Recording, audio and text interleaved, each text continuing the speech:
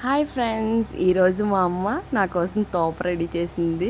ఆ తోప ఎలా రెడీ చేసిందో మీకోసం చెప్తాను చూడండి.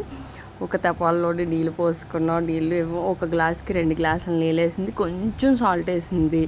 బెల్లం మీకు ఎంత కావాలంటే అంత స్వీట్కి తగ్గట్టు వేసింది. వేసి దాన్ని బాగా మరిగించింది. మరిగించిన వాటర్లో బాగా మరిగిన తర్వాత ఒక గ్లాస్ పిండికి 2 గ్లాసులు వాటర్ అనమాట వేసి బాగా ఉడికించాలి. ఆ ఉడికిన తర్వాత మన ఇంట్లో చేసుకునే వెన్న అంటే చాలా బాగుంటుంది. లేదంటే బయటది ఏదన్నా తీసుకున్నా పర్లేదు. మేమైతే మా ఇంట్లో మా అమ్మ చేసిన వెన్న తీసుకున్నామండి.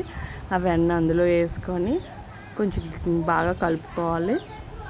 అలా కలుపుతూనే ఉండాలండి. కలిపితే ఆ ఉండలా ఉన్నదంతా బాగా మ్యాష్ అయిపోతుంది. ఇప్పుడు మనం అది తింటే ఉంటుంది వెన్న వేసుకొని.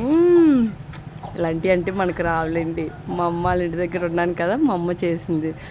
యమ్మీ యమ్మీ, చాలా అంటే చాలా బాగుంది. ఆరోగ్యానికి కూడా ఇది చాలా మంచి ఫుడ్, ఆరోగ్యమైన ఫుడ్. మీరు ఎప్పుడైనా చేసుకోవాలనుకుంటే ఇలా ట్రై చేయండి ఫ్రెండ్స్. Okay friends.